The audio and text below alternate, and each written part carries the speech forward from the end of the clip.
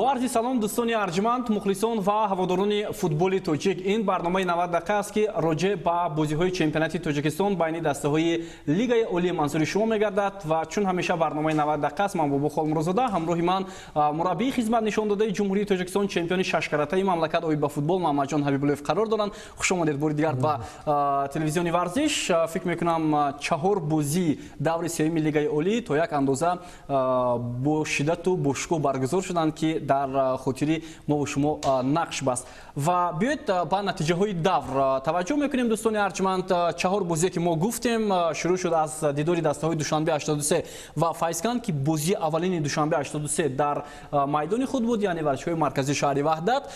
بدون گل این رقابت به پایان رسید. رگر تداز اولین غلبه خود را به دست آورد، آنها استرافشان را شکست دادند و کلوب مرکزی ورزش ارتش باشد هم توانست غلبه نخستی خود را در موسم امسال جشن گیرد. آنها لوکوموتیو پامی را با حساب 3-1 ناکام نمودند. استقلال چمپیون فعلی مملکت در این دور در دور سوم بازی را در میدان خود با خطلان مساوی 2-2 به انجام رسانید و بازی کوکتاش خوجند باشد با وقت دیگر گذرانده شد، یعنی سنه 22 اپریل روز چهارشنبه این رقابت برگزار می شود. واقعا هم دیداری آخری دور. با این خاطر هم ما در برنامه امروزه هیئت رمزی دور بهترین گل و بهترین بازیگر دور معین نکردیم. فکر میکنم بعد از بازی کوکتاش و خوجند در مورد این چیز حتما گفته میگذاریم و شروع میکنیم برنامه رو. دوستان ارجمند، از شرح و توضیح بازی که بدون گل به پایان رسید با اشتراک دوشنبه 83 و فایزکان. عموما بازی که با اشتراک دو دسته لیگ اول صورت گرفت به نظر بسیاری ها یک بازی واقعا هم دلگیر کننده بود. شما این بازی رو فکر میکنم تماشا کردید و چی خلاصه برداری کردید از رقابت این دو دسته؟ بله، بچه که ما بازی را دیدیم تماشا کردیم و عموما هر دو دسته با این بازی قدر تیاری خوبم ندیده بودن، یا اینکه عموما در رفت بازی هم حالتهای گلزنی، حالتهایی که فوتبال رو یک با چی مخلص میرسوند چنین حالت ها نبود. شاید احتیاطکارانه بازی کردن دسته ها.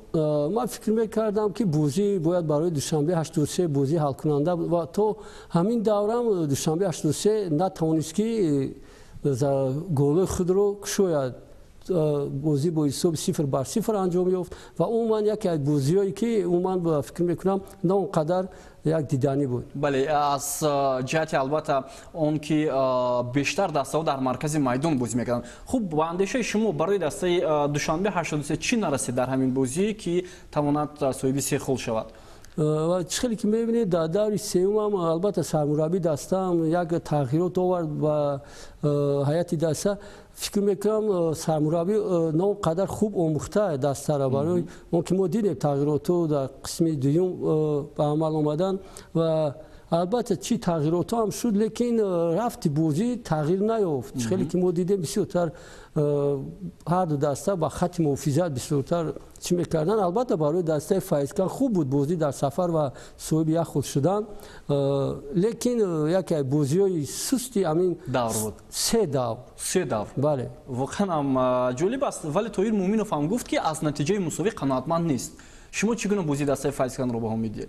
عموما دسته فایزکان حالتهای گلزنی خیلی کم داشت. من فکر میکنم که باید طاهر مومینوف راضی باشد از نتیجه مساوی. بله، از یک گل گرفته برای که با غلبه دسته غلبه کند. خیلی گفته حرکت زیاد در کن که بعداً برکت شود، لیکن ما عموما از طرف هر دسته حالتهای گلزنی خیلی کم بود. بله، واقعا هم دوستان ارجمند امکانیت‌های گلزنی در قسم اول قریب که نبود و در قسم دوم اندک دسته ها برتری داشتند، مخصوصا امکانیت برای محمد علی صادقов در نزد جریمه‌گاه بعد از یک ضربه جریمه‌ای و همچنین جسور قربانوف نیم محافظتگری دسته فایزکان نیز ضربه‌های جریمه‌ای اجرا می‌کرد، ولی یگان ضربه به نتیجه انجام نیافت. و شما در برنامه گذشته گفتید که حالت‌های استانداردی در بازی‌های چمپیونات امسال خیلی زیاد به نظر می‌رسند، اما فوتبالبازان از آن استفاده برده نمی‌توانند. همین گونه حالت در بازی دوشنبه 83 و فایزکان بود که ضربه‌های کنجی بسیار بود، ضربه‌های جریمه‌ای به نفع مهمانان بسیار بود، اما به نتیجه به انجام رسیدند. چی نمی‌رسد برای فوتبالبازان که این کارها رو خوبتر انجام دهند؟ چیزی کرد و سرمربی با دسته خیلی دیر اومدن. چیزی که ما می‌دونیم چی طاهر مومینوف چی سرمربی دسته دوشنبه 83 қариб ки 10 рӯз мондан ба даста омадан ва умуман ягон ҳолатҳои стандартӣ ҳам тайёр кардагӣ нестанд. Фақат чизе ки мебинем ҳолатҳои стандартӣ фақат як зарбаҳои озод тарафи дарвоза мешаваду халос, ягон ҳолатҳои комбинатсионӣ нест. ва дар давоми 5 рӯзам нахуд ҳамин гуна машқу тамринҳо роҳандозӣ карда нашавад дар даста? албатта мешавад, лекин фикр мекунам ки чизе ки мо дар давраи гузашта гуфтем ки ҳолатҳое ки аз тарафи ҳолатҳои кунҷӣ зарбаҳои кунҷӣ мешавад, хеле ками дар кам ҳолатҳо бозигузорӣ ё комбинатсия умуман нест. Дар ин ду даста умуман ин чизо нест. На файзкан ҳамин ҳолатҳои стандартиро умуман хуб иҷро намекунанд ки мо гуфта гузаштем ки ҳолатҳои стандартӣ 50% гол аст. 50% бояд мураббӣ даста ба бартари даста амро медиҳад. бале бояд кор кунад дар тамринҳо. чунин албатта амалҳо набуд. ташаккури зиёд. ва дӯстони азиз, акнун таваҷҷӯҳ мекунем ки сармураббиёни ҳарду даста Назиршо Ризомов ва инчунин Тоҳир Муъминов дар поёни рақобат чӣ гуфтанд? бозӣ имрӯзаи мо ранги бозӣ пештара моментҳои хуб буд, гол занад акробат моментҳоро намезанем, баъд ҳам хел мешавад сеюм бозӣ баъд масъалаи судя истодам бисёр уже чиз се бозӣ ҳам хеле кору бисёр шидиста моментҳое ки ҷода мо жолти ҳаста наметам, баъд игрокои мо дар жолти фақатшон мед бачаҳо тайёри бачаҳо чӣ гуна буд? тайёри бачаҳо тайёри тамам барои бозӣ ғалаба буд. хай як футбол ҳам е момента намезанем, ҳам хеле бозиро назадем хода задам буридем ки бозӣ ҳам хеле футбол ҳам е. Нақшаҳо барои оянда чӣ ҳаст? Нақшаҳо ба бозии дигар тайёр мебинем. Сегодня моя команда очень плохо сыграла, Беззубов в атаке. У нас получил травму нападающий. Сегодня мы не смогли выставить что-то такое серьезное против команды Душанбе 83. Так играли, первый тайм вытерпели, второй тайм вроде атака была, но завершения не было. Ничейка я недоволен. Назиршо Ризомов аз кори доварон ҳам қаноатманд набуд дар бозии имрӯза ва ӯ дар мавриди ҳамон кортҳои зард гуфт ки бештар ба футболбозии Душанбе 83 нишон дод мешавад. умуман дар ин бозӣ кори доваронро шумо чӣ гуна баҳо медиҳед ба назари шахсии шумо? манам ками тарафи сармураббиам барои бисёр ҳолатҳое ки бозиро манъ кардан дар кор нест. доварони мо дар ҳамин бозии Душанбе 83 ва Файзкан ҳамин ҳолатҳоро ҳамчун ҳолатҳои қоидавайронкунӣ гуфта манъ мекарданд. умуман як рафти бозиро сус мекарданд. барои ҳамин бозии Файзкан ва нав қадар ҷолиб буд ва чӣ амале ки буд фақат аз мо дидем ки аз зарбаҳои ҷаримавӣ ҳолатҳои қоидавайронкунӣ мешуд ва зарбаҳои ҷаримавӣ дигар ҳолатҳое ки дар рафти бозӣ умуман бояд довар ҳам хеле доварӣ кунад ки ӯ намоён набошад дар бозӣ. барое ки имрӯз чизе ки аз мураббиёнам аз футболбозонам мепурсанд ки як натиҷаи хубишон тиянд ва умуман ба як нодурусти кори доварон ҳукми довар меҳнати сармураббӣ барбод меравад. бале воқеан ҳам ҳамин тавр аст ва акнун назар мекунем ба бозии дигари давр миёни дастаҳои Регартадаз ва Истаравшан ки дар варзишгоҳи Талко Арена баргузор шуд. бозии пургол ҳам буд дар ин давр, чун мухлисон ва тамошобинон махсусан ки ин бозӣ мустақим тавассути шабакаи варзиш манзури онҳо гардид, шоҳиди голҳои зебо ҳам шуданд. собиқ дастаи шумо дар майдони худ аввалин пирӯзиашро ба даст овард. фикр мекунам дар ин рақобат андаке бартарии Регартадаз вуҷуд дошт муқобили Истаравшан. бале чизе ки мо дидем аз аввали бозӣ умуман дастаи Рега фикр мекунам дар чемпионати имсола голи бале тезкорро анҷом дод ва умуман аминро гуфтанам ки мо дар даври гузаштаам дар бораи хатти муҳофизати дастаи Истаравшан гап задем ва дар бораи дарвозабони даста умуман гуфтанам ки ин дарвозабоне ки имрӯз дар ҳайати дастаи Истаравшан бозӣ мекунад малакаи ӯ дорад, ҳинари ӯ дорад, истеъдоди ӯ дорад, ӯ бояд дар чемпионати вилоят бозӣ кунад. ин хеле як дарвозабони заиф умуман меҳнати дарстан барбод меравад. албатта мо медонем ки якчанд бозингари аз легионеро ки аз давлати Ӯзбекистон ҳастанд дар бозиҳо иштирок накарданд, лекин умуман дарвозабон чунин як тӯбҳои сар медиҳад ки гӯё бори аввал ба майдон баромадааст. голи Илҳом Баротовро чӣ гуна шарҳ медиҳед, капитани Истаравшан? албатта Илҳом Баротов голи зебо зад. фикр мекунам ки дар голҳое ки мо голи беҳтаринро انتخاب میکنیم یکی از گل‌های بهترین است و عموما من درباره ایلهام امیر گفتنیم که برای ایلهام در میدان خیلی کم حرکت میکند. بازیگری است که این بازیگر اساسی دسته است. ما خیلی که لیدر روی دسته میگیم و در هر یک منطقه باید چی در خط محافظت بازیگری پرتجربه باشد یا که در خط مبین و هجوم ایلهام جان برات بازیگری اساسی دسته است، لیکن از روی که من نمیدونم کم حرکت است برای بازی دسته سرافشان امروز خیلی پست است. بله، شاید در برابر او بازیگران پرتجربه نیستند و شاید این هم تاثیر رسانند به بازی کاپیتان دسته سرافشان. و در مورد شیرزاد محمدیف فکر میکنم در فعالیت شما هم او بازیگر اساسی ریگار تداس بود. چی گفته میتونید زیرا در این بازی 2 گل به دروازه سرافشان وارد کرد؟ با عکس ما درباره شیرزاد گفتم که بازیگری است که خیلی مهنت زیاد میکنه، عموما در تمرین ها خیلی اهمیت کلان میدهد و سال گذشته هم بعد که ما او را باوری با میدان میبرآوردیم او البته بازی خود با ما چی میداد که ما باید با این بازیگر جوان باور کنیم و او را با میدان براریم. و خیلی که دیدیم در قسم دیوم هم بازیگر جوانی که در خط هجوم برآمد دیلوارشو غنی در موسم گذشته یکی از ضربه بهترین بود. بله در از ریگار تداس. و خیلی که دیدیم در قسم دیوم برآمده توانست که 2 مرتبه دیگه دروازه سرافشان رو رخت نکند. و یکی از گل‌های زیبا هم به ثمر رسانید این فوتبالبازی جوان ریگار تداس. خب موفقیت ریگار تداس رو در بازی سرافشان شما چگونه بها میدید؟ اینجا کم تجربه سرافشان بود یا پرقوتی ریگار تداس؟ و عموما ما خیلی که بازی سوم رو میبینیم که دسته سرافشان فقط در یک قسم اول بازی خوبشون میدهد، بعدا قسم دوم عموما دسته بازی کردن نمیتوند یا که روی فیزیکی همین چیز چی میشه یا که عموما امروز بازیگران این نیست که در قسم دوم بازی دسته رو یوردن تیان از چی ذخیروی برآمده کرسی ذخیروی برآمده دسته رو یوردن تیان. بله و دوستان ارجمند بالاتر گفتیم که بازی با حساب 4-1 با فایده شاگردان اوکتام ساتورف به انجام رسانید و در پایان رقابت هم سرمربی دسته ریگار تداس، سرمربی دسته سرافشان و همچنین شیرزاد محمدیف که در این بازی بهترین بازیگر شد اندیشه خود را راجع به این بازی بیان کردند. Игра сложилась очень трудная. Мы забили первым. В начале матча забили, но потом сложилась очень трудная. Гости сравняли счет. При счете 1-1 мы ушли на поле. Корректиры внесли в раздевалке. Ну, ребята вышли, второй гол забили.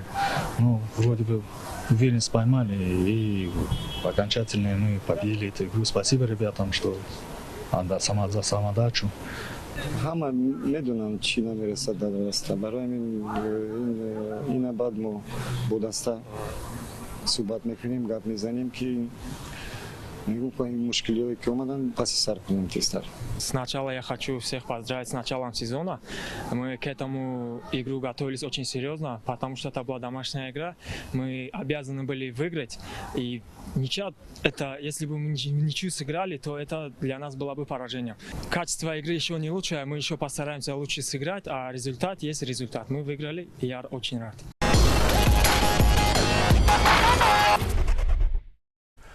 واقعا هم فوتبالبازان ریگار تداس از این غلبه خود خوشحال شدند زیرا دسته رو از مقام پایانی جدول به بالا برآورد. نخستین غلبه اونها هم در جدول چمپیونات بود و باید گفت دوستان ارجمند تو بازی دیگر در روز دوم دور سوم برگزار شد که یکی از رقابت‌هایی که بروقتر شروع گردید میانی فوتبالبازان کلوب مرکزی ورزش ارتش و لوکوموتیو پامیر بود که این رقابت در ورزشگاه مرکزی شهر حصار صورت گرفت. بازی بسیار هم فکر میکنم دیدنی از سوی فوتبالبازان دسته کلوب مرکزی ورزش ارتش چون اونها از جهت هیئت واقعا هم خوب درخشیدند و معلوم بود که تجربه برای فوتبالبازان لوکوموتیو پامیر در لیگ عالی نمیرسد. خب در این بازی чӣ шуморо нигарон кард ва аз чӣ дар ин рақобат ҳаловат бурдед?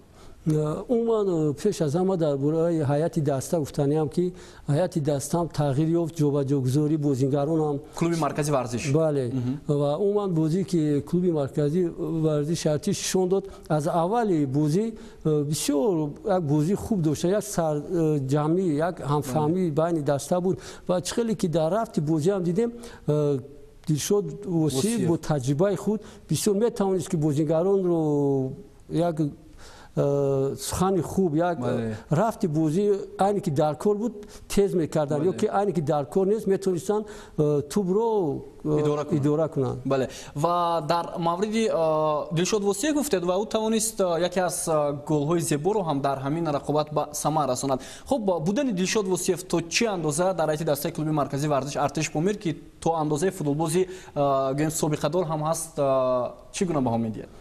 чӣ хеле ки мо дар ин вохӯрӣ дидем ки аз аввали бозии Дилшод ба майдон баромад ва умуман то дақиқаҳои 75 бозӣ хуб нишон дод, чӣ дар ҳуҷум иштирок мекард, чӣ хеле ки мебинем гол ба иҷро оварда, умуман дар хатти муҳофизат ҳам ёрдамаш мерасид ва мо гуфта наметавонем имрӯз чунин бозингаро фикр мекунам ба ҳайати дастаи Хуҷанд ҳам дар кор аст, дигар дастаҳои мо чунин бозингарҳо намерасанд. Хуб, баъди голи задаи Локомотив Помир ки капитани даста онро иҷро кард Ислом Зоиров, ман гумон кардам ки ҳассосият дар ин рақобат нигоҳ дошта мешавад ва ҳатто Локомотив Помир дар оғози қисми дуюм ҳам чанд фурсат доштанд, вале бозингарони клуби марказӣ бо ҳисоби 3-1 пирӯзӣ ба даст оварданд. ҳайати ҷавони Локомотив Помир чӣ гуна бозӣ кард муқобили сарбозон дар ин рақобат, чун мебинем ки дар хатти ҳимоя бисёр иштибоҳам аз сӯи футболбозони ҷавон буд? умуман амин бозӣ ки бо дастаи клуби маркази Артиш бозӣ кардан дастаи Локомотив Помир яке аз бозиҳои бадтарин буд. фикри ман амин аст, барои он ки умуман дар хатти муҳофизат чунин бозингарон ки дар ҷоми ҷаҳон иштирок кардан хато кардан хеле нигаронкунанда аст. бале бале, умуман мо фикр мекунем ки ин бачаҳо ояндаи футболи мо ҳанд ва бозӣ ба бозӣ бояд ё як бозӣ хуб нишон диҳанд ки баъдтар ба дастаи якачин даъват шаванд, лекин дар бозӣ чӣ хеле ки мо дар ин вохӯрӣ дидем як хатоё ки фақат дарвозабони даста беҳтарин буд дар ин бозӣ, метавонист ки дастаи Помир на фақат Локомотив Помир 3 гол хӯрад, метавонист ки 7 тӯб сартиҳад. Бале, яъне шумо гумон мекунед ки Шорух Қирғизбоев дар бештари ҳолатҳо яъне кӯмак кард дастаи худро? бале бале, умуман аммо дар ин гуна ҳолат чӣ гуна баҳо медиҳад кори дарвозабони дастаи Локомотив Помирро?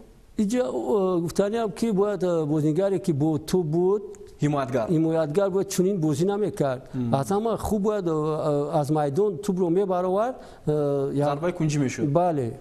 ва яъне шумо гуфта метавонед ки дар ин лаҳзае ки имконият буд барои футболбозони дастаи Локомотив Помир каме хатогии ҳимоятгари ин даста бар он оварда расонад ки дарвозабон ҳам иштибоҳ кунад. бале, умуман чӣ хеле ки гуфтем аз аввали бозии дарвозабон чӣ хеле ки мо бозиро тамошо кардем, тавонист ки зарба 11 метр ба гирад ва умуман ёрдами хеле зиёд кард ба даста, лекин хатти муҳофизат ки заиф буд, ҳама вақт дарвозабон дар бозӣ буд ва чӣ хеле ки медонем бозингари беҳтаринам дар ҳамин давр дар ҳамин бозӣ дониста шуд аз ҳайати дастаи Локомотив Помир. бале.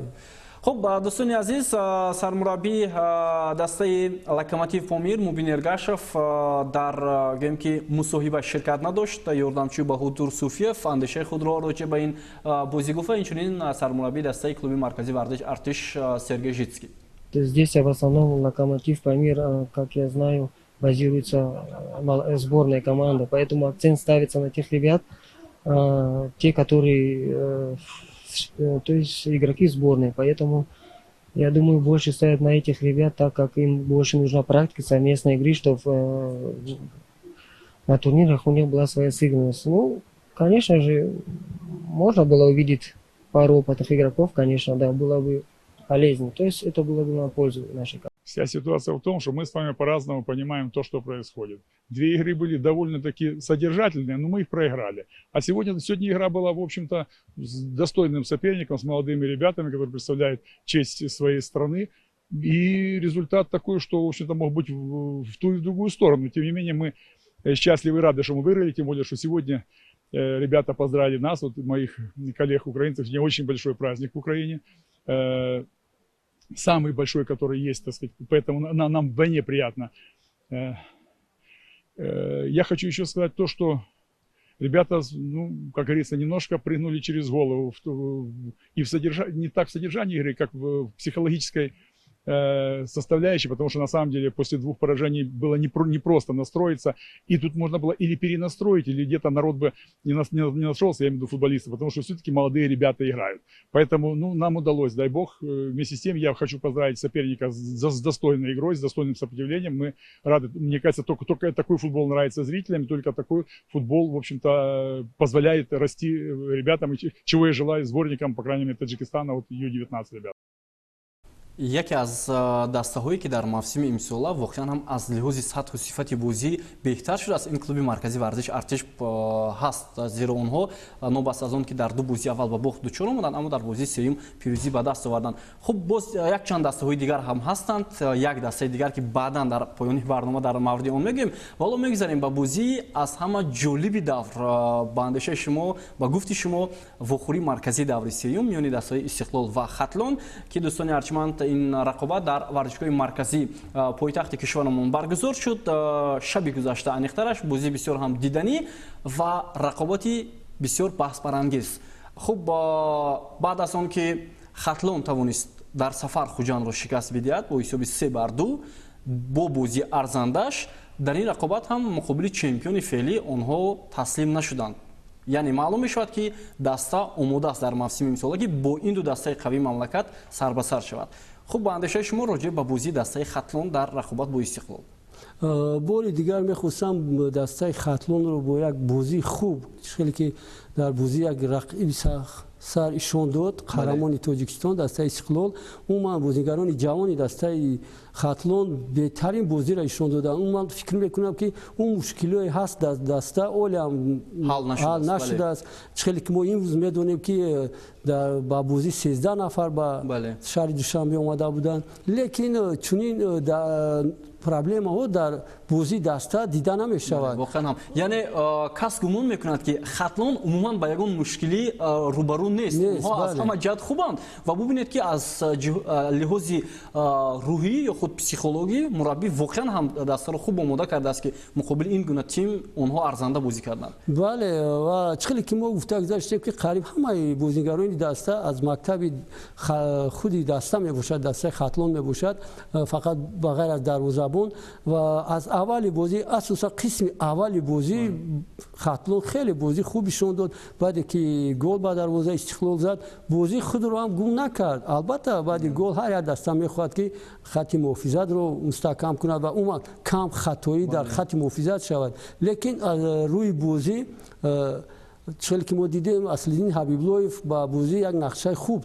тайёр карда буд ва албатта қисми аввали бозӣ ҳам бо бартарии дастаи Хатлон ҷамъ шуд. хуб воқеан ҳам маълум буд ки онҳо бо як дилу гурдаи калон бозӣ мекунанд муқобили Истиқлол. шумо таҷрибаи хуб доред ки бисёре аз дастаҳои мо муқобили Истиқлол ҳамеша бо хати дифоъ бозӣ мекунанд, дифоъкорона бозӣ мекунанд, аммо Хатлон ин гуна бозӣ накард. онҳо ҳамеша фишор меоварданд, ҳамеша прессинг мекарданд ва яке аз муваффақиятҳои ин даста ҳам дар он аст ки онҳо бо дастпаронони худ бозӣ мекунанд. ин фикр мекунам бисёр барои даста муҳим аст ва қариб ҳама бозигарон дастпарони бошгоҳи футболи Хатлон ҳастанд. ва шумо ки таҷрибаи бисёр ҳам хуб доред ҳини кор дар Регар Тадаст дар ҳайати дастаи Хатлон ки имрӯз футболбозони хеле ҳам ҷавон бозӣ мекунанд, барои идома додани чунин бозиҳо ҳоло бояд чӣ гуна бозиҳоро ба роҳ монанд, чун мебинем ки баъд аз 2 бозӣ, яъне дар 2 бозӣ ҳассос 4 имтиёз ба даст оваранд, онҳо метавонанд барои зинаи аввал талош кунанд.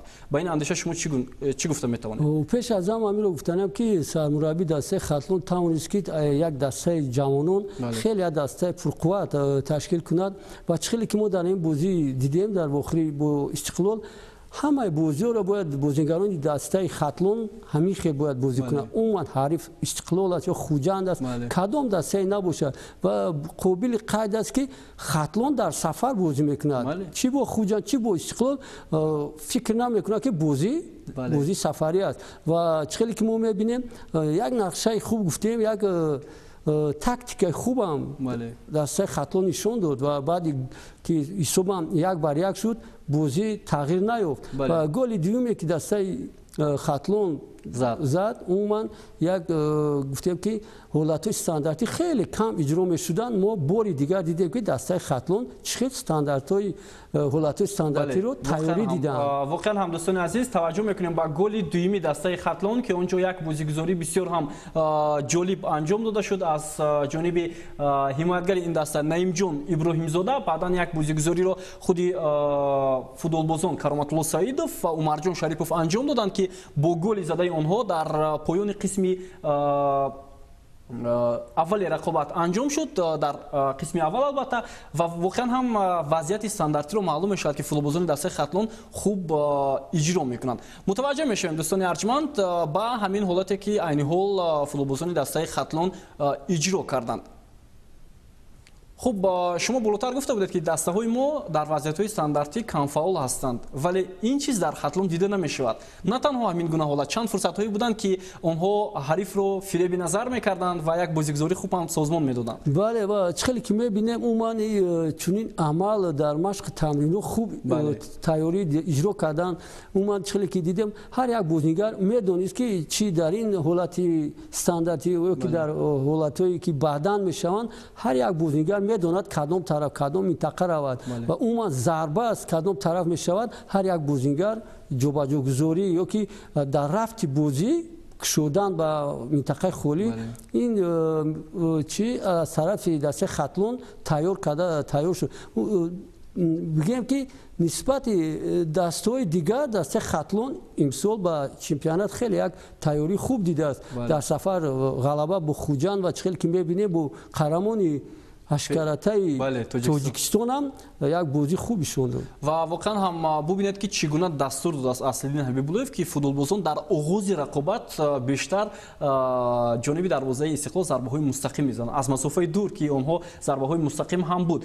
ва ҳоло мегузарем ба лаҳзаи бисёр ҳам баҳснок дар ин бозӣ ки дар шабакаҳои иҷтимоӣ бисёр аст дар миёни мухлисони футболи тоҷик дар поёни рақобат албатта онҷо таъин кардани зарба 11 метра ва Насрулло Кабиров дӯстони арҷманд ин бозиро ҳакамӣ кард. рефери фифа аз Тоҷикистон таҷрибаи хеле ҳам баланди доварӣ дорад, вале кори ӯро мухлисони футбол ва махсусан коршиносон бисёр баҳои паст доданд. ба назари шумо, ба андешаи шахси шумо, кори Насрулло Кабиров дар бозии марказӣ дар чӣ гуна буд? умуман чӣ хеле ки медонем мавсими гузашта Насрулло Кабиров беҳтарин доварам бале гирифта буд ҷоиза. чӣ хеле гуфтем дар бозии дар даври сеюм бозии марказӣ ҳамин бозӣ буд ва дар рафти бозӣ дидем умуман бояд довар ҳам хеле доварӣ кунад. чӣ хеле медонем Кабиров пеш аз аввали мавсим бозиҳои ҷоми Африка ё бозиҳои ҷоми қаҳрамонҳо доварӣ кард. албатта барои ҳамин бозӣ фикр карданд ки як практикаи калон дорад, лекин бояд довар дар бозӣ чунин бозиҳо бояд сабаб намешуд, ба натиҷаи бозӣ бояд сабаб намешуд. ман албатта ҳамчун имрӯз мутахассис ҳамчун таҳлилгари ҳамин барнома фикри худро мегӯям. умуман бисёр хатоиҳо аз тарафи довар дар ин ҷо мо дидем. умуман вақте ки корти дуюми зард ба бозингари хатлон дода мешавад ва умуман хатоиҳои зиёде ки дар ин бозӣ буд. хуб мегузарем ба ҳамон корти сурх, яъне корти зард баъдан корти сурхе ки ба футболбози дастаи хатлон нишон дода шуд. ин ҳам дар дақиқаи 78 буд. бубинед аз маркази майдон футболбозони Истиқлол бозиро шурӯъ карданд, вале Свежов тӯбро гирифт, аммо як амали Умар Шарипов доварро нигарон кард ва ӯ яку якбора корти зарди дуюм нишон дод. дар ин ҳолат шумо чӣ гуна баҳо медиҳед? умуман як қоидавайронкунӣ буд ки дар ин ҷо ба корди зард ин арзанда набуд, барое ки минтақаи ҷои қоидавайронкунӣ дар маркази майдон аст. ягон ҳаракати бозингари Истиқлол бигем ба тарафи дарвозаи ҳариф ҳам набуд, бигем ҳуҷум нав сар мешуд ва ин ҷо албатта ҳолатҳои зиёд буданд ки Насрулло Кабир метонист ки корди зард ё ки озод корди сурхи шон тиҳад, лекин мо медидем ки умуман ӯ ҳукме ки ӯ мебаровард ва умуман баъди ҳамин бозӣ бисёр мухлисони вилояти Хатлон ва умуман аз вилояти Суғдам занг зада ба мо гуфтанд ки шумо бозиҳоро таҳлил мекунед. чӣ гуна баҳо медиҳед? бале ва ман имрӯз фикри худро мегӯям ки умуман Кабиров довари бозӣ сабаби натиҷаи ҳамин бозӣ шуд. Бояд дастаи Хатлон ғалабаи худро бояд ба даст меовард. Меҳнати зиёд буд. бале ва ҳолате ки шумо болотар гуфтед дар дигар ҳолатҳо бояд корти сух нишон медод. яке аз он вазъиятҳое ки буд баъд аз баромадани футболбози ҷавони дастаи Истиқлол ба вуқӯъ пайваст Рустам Соиров ки ҳамеша дар ҳайати дастаи Истиқлол дар қисми дуюм ба майдон меояд. мо медонем футболбози тими наврасони кишвар аст ки имсол бо пиронҳои Истиқлол бозӣ мекунад ва ӯ дар дақиқаи 66 Шеридин Бобоевро иваз кард. вале амале ки ӯ анҷом дод дар рақобат бо футболбози Хатлон бисёр нигаронкунанда ҳам буд. ба андешаи шумо чӣ гуна аст? бале умуман хеле ки мо гуфтем мо ба ин бозигароне ки дар чемпионати ҷаҳон дар ҷоми ҷаҳон иштирок кардан хеле ба ояндаи во боварӣ дорем ки дар оянда ҳам метавонанд дар тими мунтахаби якачини Тоҷикистон ҳам бозӣ хуб ишон диҳанд ва умуман баъде ки ба майдон мебароям бозигарони ҷавони мо як фикр мекунанд ки як ситораи футболи тоҷик аст. иштирок кардан дар ҷоми ҷаҳон аз ӯ хабар намедад ки ту бозигари беҳтарини Тоҷикистоне. мо чӣ хеле ки медонем бисёр бозигароне ки дар ҳайати Истиқлол бозӣ мекардан Сиёвуш Асроров, Ахтам Назаров ё ин ки Фарҳод Восиф ҳам дар ҷоми ҷаҳон бозӣ кард, Фатло Фатлои Даврон. албатта онҳо баъдан дар дастаи якачин ҳам бозӣ худро ишон медоданд ки албатта бозигарони беҳтаринанд ва ҳозир мо мебинем ки бозигароне ки дар дастаи ҷавонони мо дар ҷоми ҷаҳон иштирок кардан ҳамин қоидавайронкунӣ умуман ба фикри ман на корди зар бояд корди сурх мегирифт. дар ҳамин ҳолате ки Рустам Соиров Караматулло Саидов қасдан мехоҳад ки қоидаи бозиро бозигар вайрон кунад. бале ҳатто бо пои ӯ ҷониби футболбози дастаи Хатлон рафт ва сабаби аз пои афтидани нимуҳофизатгари дастаи Хатлон ҳам шуд. ва боз як ҳолати дигар дар ҳамин рақобат рух дод ки бе назорати худи довар монд. баъд аз омадани футболбози дигари ҷавони Истиқлол Амадони Камолов ӯ ба майдон омад дар дақиқаи 70-уми рақобат ки футболбози ин дастаро иваз кард Хуршед Тимур Ҷураев ва ҳарчанд бозингари босурат аст, футболбози тезкор аст, вале дар як амал ки ӯ бо даст тӯбро бозӣ кард, довар ин гуна ҳолатро аз сӯи ӯ надид. Вале ин ҳолате ки Рустам Соиров аст, бо дарвозабон дағал бозӣ кард. Яъне довар метавонист корти зарди дуюм нишон диҳад дар ин лаҳза? Бале, албатта чӣ хеле ки мо дар ҳамин навор мебинем, умуман аввал бозингар дар як вақти бозӣ аст, офсайд дар инҷо. Аммо довари канор ҳам ин чизро надид, ҳолати офсайдро. албатта барвақттар агар ҳамин амал чӣ мешуд, умуман ҳамин байни дарвозабон ва ҳуҷумкунанда ҳамин хатоӣ намешуд.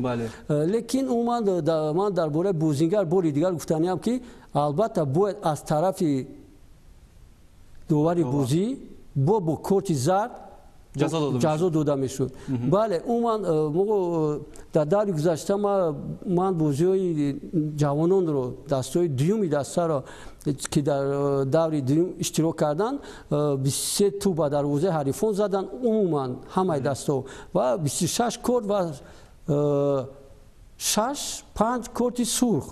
ин хеле зиёд аст вақте ки дастаҳои ҷавонон мегиранд. Ва мо имрӯз ҳам дар мавзӯи имрӯзаи мо умуман қоидавайронкунӣ ва ман гуфтанӣ нестам, мо фақат бояд дастаи Истиқлолро, ҷавононе ки дар ҳайати дастаи Истиқлол бозӣ мекунанд. Чӣ хеле ки дидем Умарҷон Шариповам ӯ қоидавайронкунӣ дар корам набуд. Вақте ки охири бозӣ буд, чунин амал дар корам набуд. Албатта бисёр қоидавайронкунӣ ё ки ба назар нарасидани доварам бозингаронро ба як чӣ меёранд ки ба ҳамин қоидавайронкунӣ даст зананд. Ва фикр мекунам ки умуман фикри ман ҳамин аст ки аз тарафи довар хеле кам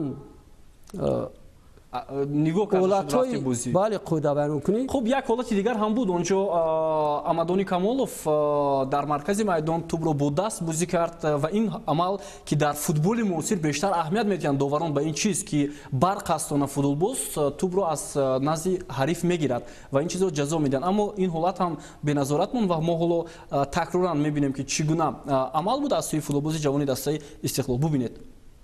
албатта дар чӣ хеле ки мебинем бозингари дастаи Истиқлол бо даст бозӣ мекунад, ҳуҷуми даста ман мекунад. Бале. Ки даста метавонист ки ба контр ҳуҷум гузарад, ҳуҷуми фикр мекунам корти зард бояд мегирифт.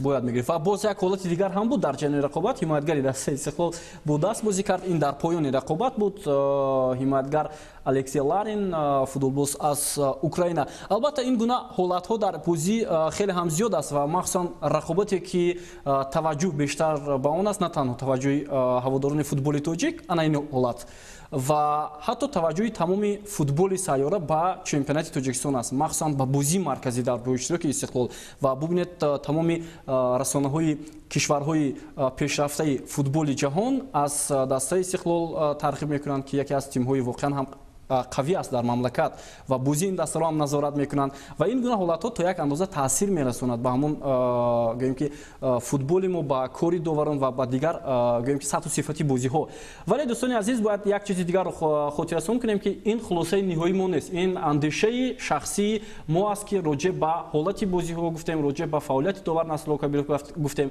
онҷо кумитаи доварони Федератсияи футболи Тоҷикистон ҳаст ки аз ин чиз хулосагирӣ мекунанд ва инчунин маълум аст ки аллакай рӯзи сешанбе як ҷаласаи гӯем ки кумитаи интизомии Федератсияи футболи Тоҷикистон роҷеъ ба ин ҳолат баргузор мешавад ки мо ҳам албатта пайгирӣ хоҳем кард аз натиҷаи кори ҳамин ситод ва воқеан ҳам мо мунтазир мешавем ки дар идома чӣ гуна баҳогузорӣ карда мешавад кори довар, чун мебинем ки дар ҳамон бозӣ воқеан ҳам онҷо баҳогузорӣ ҳам мекунанд ба довар дар поёни рақобат. бале, ман ҳаминро боз гуфтаниам ки умуман чел ки мо гуфта гузаштем ки ҳозир дар ҷаҳон фақат 3-4 чемпионати ҷаҳон давлатҳо ва кишварҳо ишон дода истодан ва дар давраи гузашта гуфтем ки бозингарони мо хатоиро дида таҳлил мекунем, чи хатои мураббӣ бошад, чи хатои бозингар ва бояд доварон ҳам донанд ки имрӯз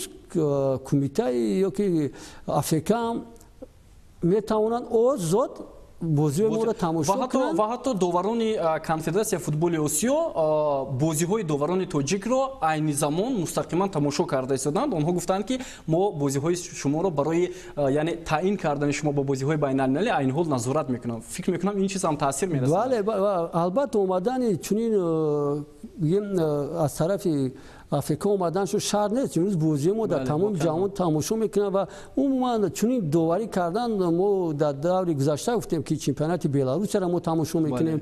бояд довар ҳам худоварӣ кунад ки сабаби бозӣ нашавад. бояд бозингарон худ натиҷаи бозиро ҳар ду даста бояд бозингарони даста кунанд, на балки довар. мувофиқам бо шумо ва дар поёни ҳамин бозӣ андешаи сармураббиён ҳам буд. Игра получилась неоднозначно, вышли более расслабленные. Я думаю, что где-то недооценили соперника. Соперник молодцы, забили нам красивые мячи, поэтому нам пришлось в этой игре тяжело. Но в концовке прибавили. Второй тайм, я считаю, что полностью владели инициативой. Ну, те моменты и те подходы, которые были, я еще раз говорю, то есть реализация, не реализована. Поэтому от этого такая нервная получилась концовка игры, и только в конце отыгрались. Сбати рақобат имрӯза бисёр сухан карда нестам, барои он ки пешава мехозам шогирдаи худро бо ин бозӣ барои мо баробари ғалаба табрики таҳния гуфтам. Дар чемпионати ба ғайр аз он ки ҳама нигоҳ мекунад кай Истиқлол чемпион мешавад, ҳама омор мебаранд ки кай ба дастаи Истиқлол ки гол мезанад ёки аз дастае ки хол мегирад. хурсандам мо бозии хуб нишон, шогирдо мо бозии хуб нишона, новобаста аз натиҷаи бозӣ агар мо бо бохтам дучор мешудем, ман қаноатманд будам. Вале ман як чизро қайд кардани ҳастам ки агар ҳақиқат бошад ҳамон корти дуюме ки ба бозингари мо доданд, ҳамонро чихеле ки ба забони русмӣ аннурӣ бад кунанд. Зарба 11 метра ҳам набод ба ақидаи мо, ба ақидаи шахсоне ки бозиро тамошо.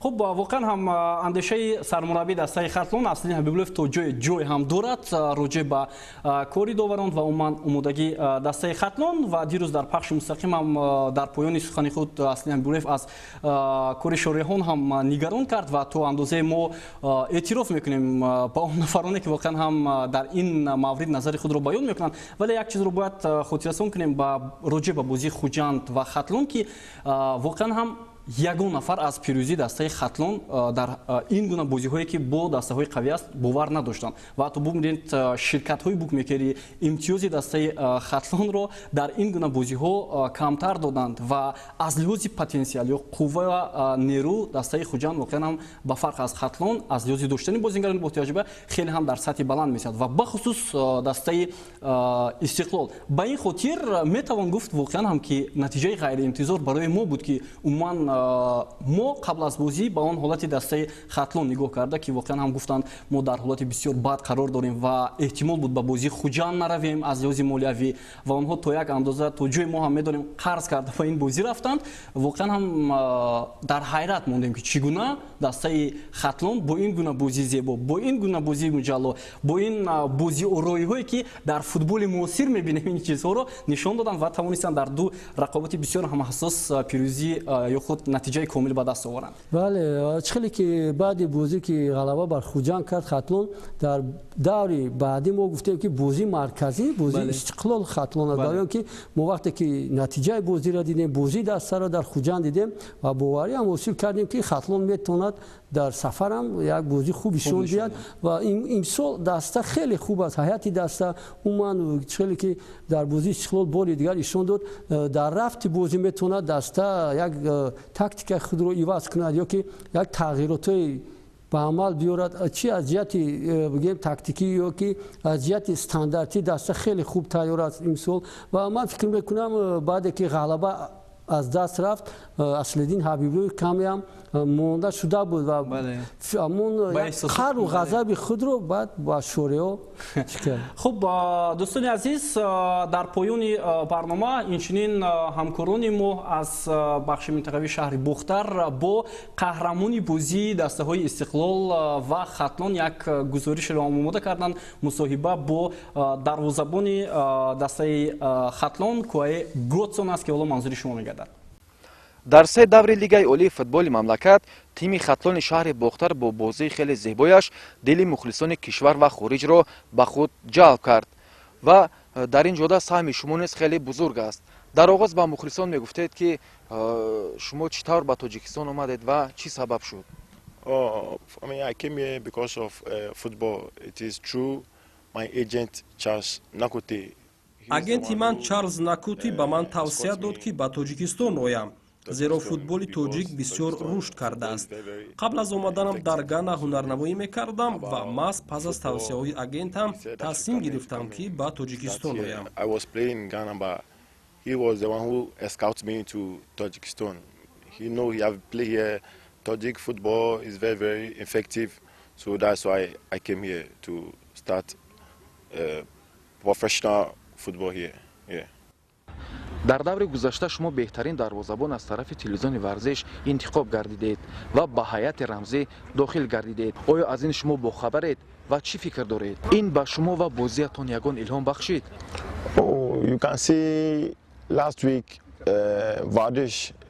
албатта чӣ гунае ки медонам ҳафтаи гузашта як қатор аз бозигарони тими хатлон аз қабили Умарҷон Шарифов ва мураббӣ дар ҳайати рамзии телевизиони варзиш шомил шуданд. Сорбон Афғонов беҳтарин бозингари давр низ эътироф шуд. голи задаи Сорбон беҳтарин гол дониста шуд ки ин аз пурқувватии дастаи мо дарак медиҳад. Of the week, best player of the week, so you can see our team is very, very improving very, very well. Oh yes, you can see we won the best player of the week, best goalkeeper, best goal of the week. So our team, our morale, we were very, very good. Yeah. дар ҳолати пеналти буд ё набуд пеналти? оиди пеналти чизе гуфтан наметавонам, зеро ин қарори довар аст. чунин ҳолатҳо дар футбол бисёр ба чашм мерасанд. It's about football, so it is the referee decision. So I don't have any problem about it. It's the referee decision. Yeah. шумо қасдан мехостед рақибро занед ва баҳои шумо ба доварии имрӯза? About penalty. I did not. мақсади ман ин қоидаи бозиро вайрон кардан набуд. Мехостам ба ту бозӣ кунам. Дар футбол ғалаба, бохт ва мусовӣ ҳаст. Истиқлол ва Хуҷанд ду дастаи пурқуввати Тоҷикистон ҳастанд. Бори дигар мегӯям ки ин футбол аст ва ман ҳеҷ гуна даъво надорам. It is football, so I don't have anything. It is football. It is lose, draw or win. So Istiklol is a very big team in Tajikistan. Istiklol Kujan. So it is the referee decision. For me, I don't have anything. It's about the referee. So I don't have problem. That's football. Yeah. дар бозӣ бо Истиқлол шумо ва ҳамдастагонатон як бозӣ ҳангома нишон дода дили бештари мухлисонро ба худ ҷалб кардед. Сири ин гуна бозӣ олӣ дар чист? Мураббӣ, ҷавонӣ даста ё ягон асрори дигар? дар бозӣ бо Истиқлол мо мехостем бозии зебо нишон бидиҳем. Футболбозони дастаи мо нотарсида ба майдон баромада бозӣ карданд. Мо метавонистем ки ғалаба кунем, аммо бозӣ бо натиҷаи мусовӣ ба анҷом расид. Барои дастаи Хатлон ин натиҷаи бисёр хуб маҳсуб меёбад. So it's by unfortunately we take a draw. So it's about football. So it is good for Team Katlon. So it's very good. So that's football. ва ин андешаи дарвозабони дастаи Хатлон Куай Готсон буд ки ду давр мешавад беҳтарин бозиро нишон дода метавонад ва ӯ аллакай яке аз чеҳраҳои асосӣ дар мавсими имсол дар футболи Тоҷикистон аст. Метавонист? бале, соли мавсими гузашта ин дарвозабон дар дастаи Паншер бозӣ мекард. албатта бозӣ хубам нишон медод, лекин хатти муҳофизати Паншер ки заиф буд, бозӣ уқа намоён набуд. лекин чхел ки дар ин мавсим мебинем дар ҳайати дастаи Хатлон ин бозигар умуман дастаи худро ёфт. Умуман дар хатти муҳофизат ҳам бозигароне ҳаст ки бисёр ба дарвозабон ёрдам медиҳанд. дар як агар амали дар бозигари хатти муҳофизати Хатлон агар бозиро тамошо кардем, умуман бозигар тӯбро аз дарвоза баровард. як ёрдам ба дарвозабон буд ва албатта дарвозабон ҳам дар рафти бозӣ ҳам хеле як бозии хуб нишон дод ки гуфтем ки дастаи Хатлон ба худ як боварӣ ҳосил пайдо карданд ва умуман муқобили дастаи чанкаратаи Тоҷикистон бозии хуб нишон доданд. бале, воқеан ҳам дар мавриди дарвозабони дастаи Хатлон дар нашрҳои дигари барнома ки баъд аз бозии даври сеюм бозии охир сурат мегирад, ҳатман ба таври муфассал гуфта мегузарем ва ҳоло таваҷҷӯҳ мекунем ба бозиҳои даври чаҳорум ки дар поёни ҳафта баргузор мешаванд, рӯзҳои албатта истироҳатӣ. Файзкан бо дастаи Истарафшан рақобат мекунад, Хуҷанд бо Регартадас дар майдони худ, Истиқлол бо Куктош, Локомотив Помир бо Хатлон ва Душанбе 83 бо клуби марказии варзиш Артиши Помир. Ба андешаи шумо бозии марказии ин давр кадом вохӯрӣ аст? албатта бозии Истиқлол бо Куктош. бале, ин бозӣ фикр мекунам бозии ҷолиб мешавад. баъде ки дастаи Истиқлол дар даври сеюм ки дуранг бозӣ кард, фикр мекунам бозигарони дастаи Куктош бояд боварӣ ҳосил кунанд ки метавонанд бозӣ кунанд. умуман чхеле ки мо медонем имрӯз дар се дастаи мо мураббиён аз хориҷи кишвар ҳастанд, дар дастаи Истиқлол, Хуҷанд ва дастаи клуби марказӣ ва бояд мураббиёне ки дар дастаи Куктош кор мекунанд ё ки чхел ки Аслиддин Ҳабиблоев гуфт, бояд кори худро нишон диҳанд. нишон диҳанд воқеан ҳам. ва дӯстони азиз, дар ҷадвали мусобиқа дастаҳо бо чунин зайл мавқеи худро ишғол карданд. дар садри ҷадвал чун ҳамеша дастаҳои Истиқлол ва Хатлон чанд давр мешавад ки пешгом ҳастанд ва танҳо аз лиҳози таносиби тӯбҳо Истиқлол дар зинаи аввал меистад. ҳар ду тим ҳам 7 имтиёзӣ доранд. Файзкан баъд аз натиҷаи мусовӣ ба зинаи сеюм баромад. Куктош то ҳол бозии худро бо клуби марказии варзиш бо дастаи Хуҷанд баргузор накардааст дар ин давр ки баъд аз натиҷаи ин бозӣ ҳам шояд тағйирот воқеан ҳам анҷом дода шавад. Регартадас ба зинаи болотар баромад бо 4 имтиёз. Локомотив дар зинаи шашум, Хуҷанд як бозӣ камтар дорад дар зинаи ҳафтум. клуби марказии варзиш Артиш ҳам зинаи охиро Тарков ва ба ҷои ҳаштум баромад. ду дастае ки дар зинаҳои поёнӣ ҳастанд, Душанбе 83 ва Истарафшан мебошанд. бар сурат Душанбе 83 имтиёз ба даст овард дар мавсими имсола, аввалин имтиёзи онҳо, вале Истарафшан то ҳол бехол аст дар ҷадвали мусобиқа. умуман дастаи Истарафшан дар мавсими имсола хеле мушкил мешавад. барои бозии ояндааш бо дастаи Файзкан дар сафар аст.